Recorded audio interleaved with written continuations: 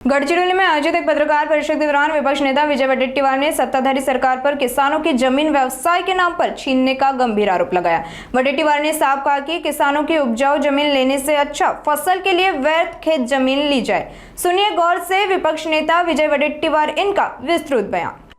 ज्या आता जमिनीचं पहिलं नोटिफिकेशन निघालं त्याच्या 1 वर्षाच्या पूर्वी झालेले व्यवहार, 1 वर्षाच्या पूर्वी नोटिफिकेशनच्या, म्हणजे आज तुम्ही जर ते नोटिफिकेशन निघालं असेल किंवा याच्या 6 महिन्यापूर्वी जमिनी जर 20 लाख रुपये एकरनी घेतलेत व्हाईटमध्ये तर त्याचे 1 कोटी रुपये एकर मिळते।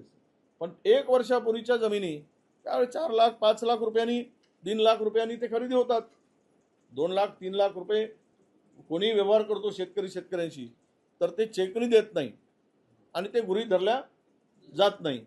आपल्याकडे सवय आहे ती, इथे काय देशभरच आहे, कोणीच व्यवहार 100% व्हाईट मध्ये करत नाही, चेकनी करत नाही। त्यामुळे रेडी रेकनर त्याच्यावर 5 पट होतो।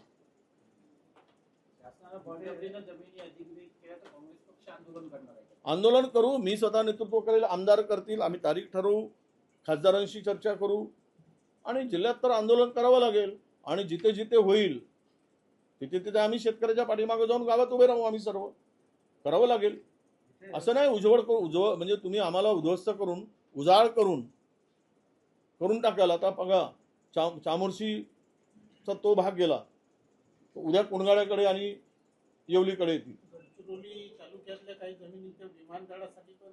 त्या जमिनी विमानतळासाठी आहेतच, त्या जवळपास 6 गावं आहेत, 5 की 6 गावं। आता ते वारंवार बदलत आहेत, कधी इकडून म्हणतात आता पुन्हा तिकडे न्यायचं चाललं आहे त्या शिवनी किंवा त्या भागामध्ये।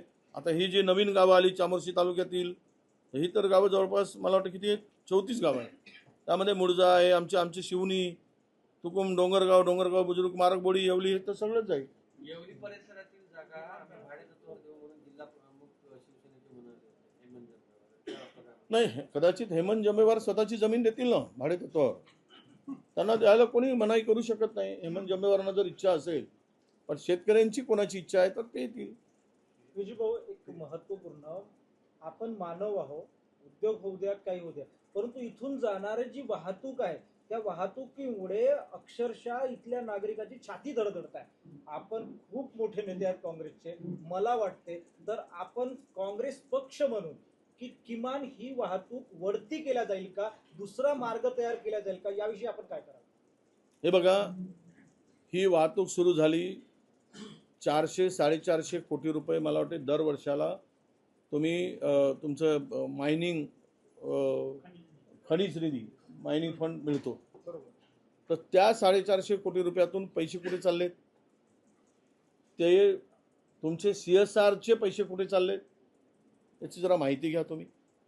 हे 450 कोटी रुपयातून पर्यायी मार्ग उपलब्ध करून देता आले असते।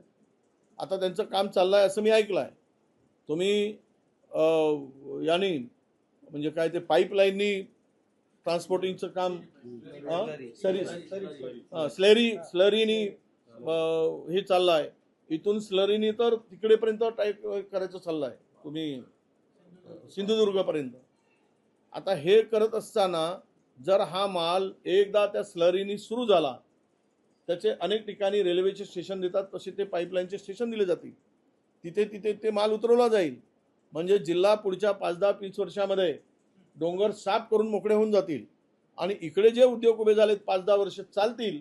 लोखंडाचा साठा बंद पडला, उद्योग बंद पडतील, शेतकऱ्याच्या जमिनी निघून जातील आणि बेरोजगार टाळ्या वाजवत भजन गात कथा करत गावागावात फिरतील।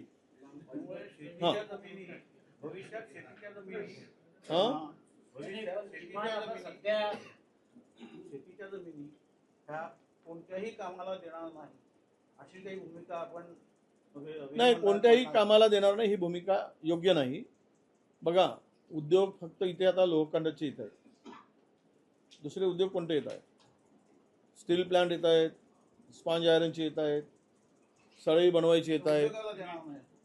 उद्योगाला सुद्धा द्यायला हरकत नाही। तुम्ही घ्या ना 200 एकर जमीन, पण 10-10 हजार एकर जमीन, 5-5 हजार एकर जमीन काय पाहिजेत, कशाला पाहिजेत?